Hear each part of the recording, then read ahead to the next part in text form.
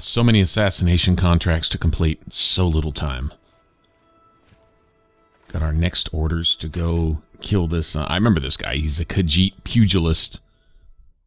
He'll actually come at you with some kung fu style stuff. It's actually pretty funny. I don't plan on letting him two-shot me, though.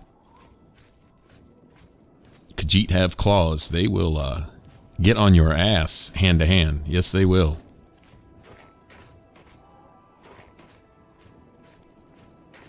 Let's see if there's a back door into this place.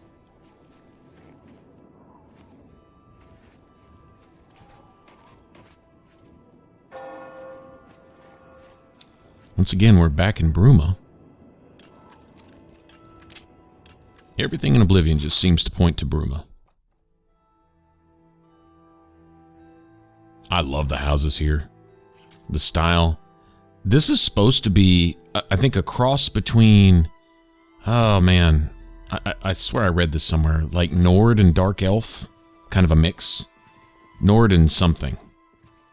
Anyway, I would have liked to have seen more houses with this soft, dim-lit look in Skyrim. Although, some of the houses in Skyrim with the central fire pits and all that, those were pretty cool. I can't take anything away from that, but I don't know. I guess I'm a little partial to the way they did the houses inside and out. All the buildings, for that matter, in Oblivion. Even the ruins and the castles and stuff like that. It's just... I don't know. Like anyone else, it's the Elder Scrolls I played first. So, if I played Morrowind first, I'd be sitting here probably saying, man, I wish Oblivion had such and such like Morrowind does. I'm sure I would. There'd be some things that would just have... I'd have gotten used to them, and they would have become so familiar that I would, kind of... get a little nostalgia for them in later games. There's a lot to be nostalgic about when you play Skyrim, going back to Oblivion days. Some of the stuff that they, just a bunch of the stuff. The music's still there though in Skyrim. You gotta give them that. They definitely keep the music consistent. Beautiful soundtrack and stuff.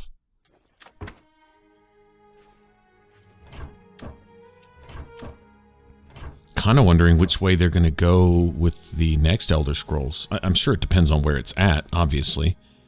On what kind of architecture and so on and so forth they're going to have. If it's in Hammerfell, I don't know if it's going to be something of an Arabic style, maybe. That's the sense I get of the Red Guards as a people as a whole, with the scimitars and the desert garb. That type of thing going on. And in Elder Scrolls Online, they have a very Arabic desert look to a lot of their stuff. Tents and the Adobe-style buildings and stuff. I think it's Adobe. I think that's what you call it. I've also heard rumors that it may be in Valenwood. I didn't get any hints of Valenwood in Skyrim. I went from playing the game as far as where I think the next one's going to be. And the only two places I saw that it just pointed to over and over and over again were, elsewhere in Hammerfell. That's what it felt like. But the Thalmor were a major presence, and let it be known that they had a vendetta for essentially having lost the battle for the White Gold Tower, Imperial City, Cyrodiil, basically. And they are not going to rest until they accomplish what they started. And they'll let everyone know that, too. You've got a treaty with us, but we're still going to come kill you. All you're doing is delaying the inevitable. They will literally tell you that. And everyone just says, okay, well, just please don't hurt us now, please. Except the Nords, of course. People with Skyrim aren't trying to hear any of that. They're like, I'll tell you what, Imperials and Thalmor, all y'all die. Just get out. Get off my land. Get out of my yard. Yeah, it'll be interesting to see where they put it, because the design of the game is gonna, it's obviously gonna have a major impact. I'm thinking elsewhere and or Hammerfell, depending on where they are geographically, you know, next to each other or whatever. It seems like they're not too far from one another, but I could be completely wrong on that. They could be on opposite ends of Cyrodiil. I haven't gone to look at a map, so. But if they are close, I wouldn't put it past Bethesda to incorporate a couple areas at once, especially since games can be bigger now. They can make the maps much larger or condense a lot more content in detail into the area that they do have to use. Also kind of wonder if they're going to either upgrade or just start from scratch with a new game engine. Frostbite seems to give the best results now, unless they've come out with something even better lately. That's the one where I've seen the best graphics and the best stability and overall animations and gameplay and frame rate seems to be pretty solid. See a lot of developers turning to that. Protect and serve. It's what we do. Stop talking. Stop talking. You know, if I had time, I would sit here and befriend that guard just to practice my conversation skills. Alright, so next place is some old bridge. I've already located a few areas. Get out of here before you... Okay, well, it's nice to feel welcome. I guess I'll just go on about my business. I already discovered some places right by here. That makes it convenient. And so we're just getting sent just all over the place. These, somebody's watching us, obviously. They know when we're done with our contracts, and they know where to send us for the next one. I'm feeling like a bit of a tool here. To be honest, there's not really any communication. I'm just randomly running around killing people, and, you know, it's not for the assassin to question why, but at some point it's like, hey, a little feedback here, you know, something. Been ordered to kill an Argonian hunter. Well, you know what? Cutting it off right here would make it short, so why don't we go ahead and fulfill another contract real quick? I mean, we're on a roll, right? We might as well go ahead and keep on keeping on.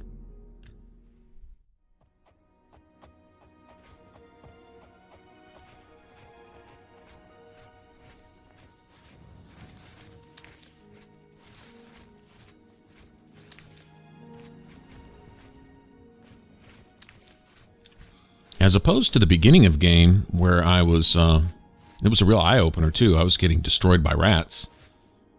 Now, it's become, to be honest, a little easier. I remember some of these quests that I'm doing here, everything from the Fighters Guild stuff to these contracts that we're doing for the Dark Brotherhood, being noticeably more difficult before, on a much lower difficulty. Now, we've got to build an assist. It's since I first played this, since this was my first real RPG of this kind, I've learned some things, and it's neat to come back and be able to incorporate some of my playstyle and some of the things that I've learned from other games into this and come up with a system that works. And it's breathed new life into the game for me. A game that I really thought I had played out. I mean, not that I couldn't come back for the feels, for the nostalgia at any time. I'm always happy to get back into Oblivion, just period. I have a sentimental attachment to this game. If y'all can't tell, I can't shut up about it. And I won't shut up about it. No offense, but if you don't like it, leave. It's that type of thing. It's like, you know, this is what we do here. This is where it's at. Loving these games. And the more there is to love, hey, the better. And to get some fresh life in this is... I'm going to thank you guys for essentially prodding me to do this playthrough, because this is this is probably the most enjoyable one I've done so far. I mean, yeah, okay, it's like pretty much my favorite game of all time, but still, there's some other games that I like pretty close. I mean, they rank up there, you know, like Mass Effect and stuff like that, and I did have a lot of fun with those playthroughs. I had fun with the Origins playthrough, as well as the Dragon Age 2 one. That was kind of exciting. Good combat, good fun in that game. But those were fun. Those were great. I enjoyed them. In fact, I think I even made comments like, "Wow, this is some of the most fun I've had." But this one right here, this just trumps all of them. This really is really enjoyable. I look forward to this. I'm like, okay, let's go records. Let's see, what are we going to cover today? Like, where are we going to go? What are we going to do? And how are we going to do it? And when are we going to be ready to make new stuff? And, you know, test some new theory crafting and stuff. And it's just been... Now, I'm honestly looking forward to playing through it again. I want to stream it with you guys. And I've got a different character. I want to try some different stuff. Same principles, same concept on how I played through this, but a little better, having a few lessons learned along the way, taking my my lumps and my bruises, and now come back and I think make a I would say a ridiculously strong character. Although this character is much stronger than anyone that I've made before, considering the equipment and little combat system we got going. But I think it can be made even more potent with a little more attention to what we train in as we go along. Like right now, if you can imagine our alchemy, if it was already in, you know, the 90 to 100 range, and we had all the ingredients unlocked, and we were able to make really potent poisons with multiple effects that really play into exactly what we're doing, and then destruction at 100, because we're pushing level 20, so all the enemies are going to cap out. They're all at 100, and if I'm not, I'm lagging. You know, I'm a step back. So what I need to do is go ahead and train in some of these, and next time I play, level up some of that stuff as we go. Not be so worried about saving points to train in, because true enough, I need to get my attributes to 100, the key ones especially, like endurance, willpower, all the ones we've been raising as we go along. I need to do that, but I've had points left over. Like, I have enough willpower to level up. Oh, I could drop 5 points in willpower probably 5 or 6 more times with the points that I still have available. So I didn't need to be quite so, I guess you could say, anal about it. I could have used some of my training a little bit more liberally as we went along. And that's cool. That's just one of several lessons learned. Way to use poisons, a way to use destructive spells as a definitely a buff and a debuff. It's awesome is that you really have, instead of passives built into a skill tree, you have various skills and various things you can do with them, from your poisons to your destructive spells to whatever, that kind of play along the same way. They provide you passives, they give you buffs, or they debuff the enemy to take more damage and stuff like that. It's really cool. It has everything the other games have. It's just, it's done differently. It's really creative. This I knew this leveling system and everything about it was unique, but seeing just how well balanced and well thought out it was, how there's really an out for any difficulty in any way that you want to play, and there's something for you to compensate. If you want to be a mage running around just in clothes, you don't have to get one-shotted all over the place. You can have just as much defense and just as much survivability as a full tanked out warrior in Daedric plate mail, you know. You just gotta make everything right, and it's just awesome, man. Awesome.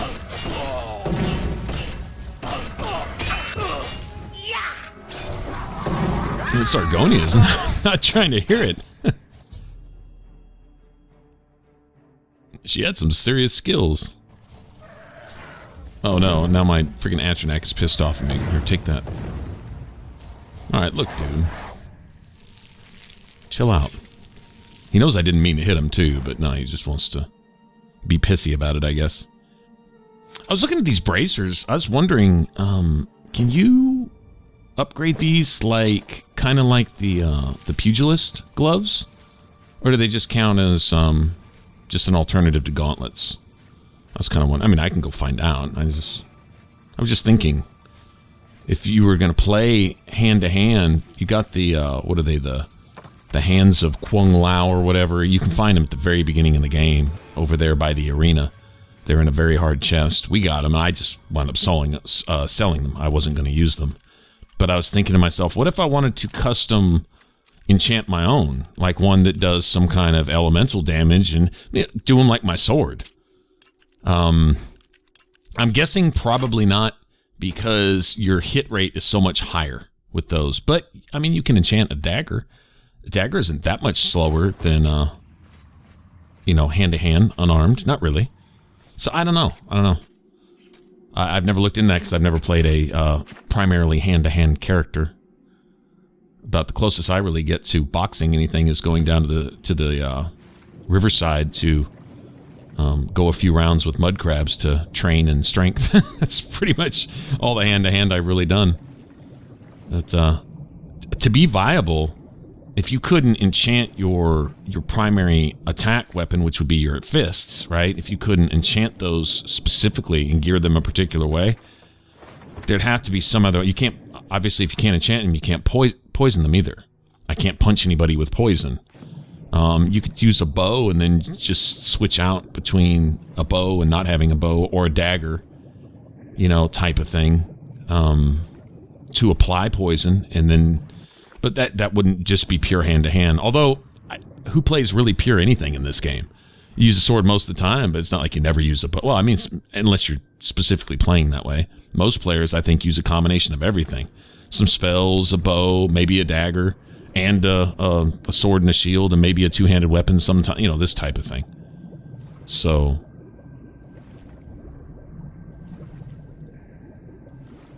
I guess it wouldn't be that big of a deal just to have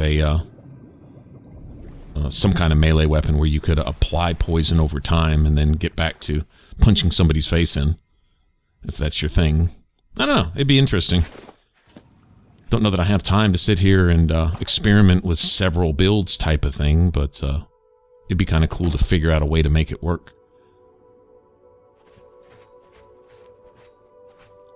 Alright, so we're going to have another dead drop somewhere. See where we need to go next.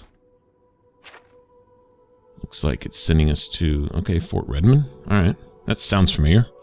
Don't really remember what's there, but I guess we'll find out in a second.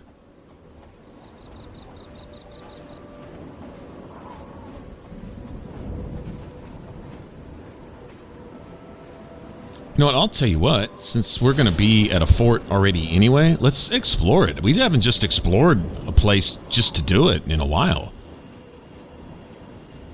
I mean, that's a big part of what this game's about. Just go look around and explore shit and loot stuff and find new things to fight. And speaking of things to fight, just got a land drag, however you say it. He's just chilling out here, I guess.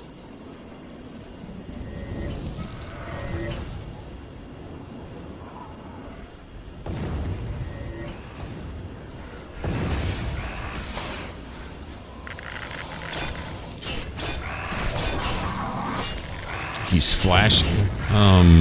Not sure why. My weapon isn't enchanted. I wonder if he's got some kind of resistance to physical damage. Oh, ow. Okay. I just got turned on.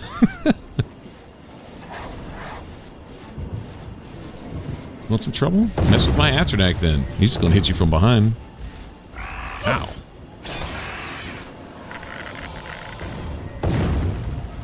Oh, uppercut. Nice. Nice finish. Old Fluffy finished him with a sweet uppercut. Good deal. Getting my restoration up there. I think it was a really wise move to set magic as a specialization. I really do, because those are the ones. I mean, as much as I'd like Sneak to have been going up a little faster, Marksman would have been nice to have that going up a little faster. And I think Blade.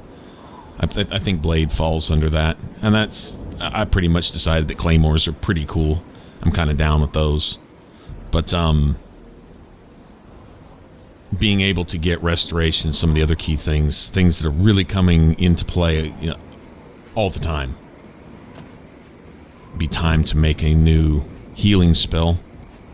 Although restoration has lagged way behind. I haven't really done any training in it. probably need to.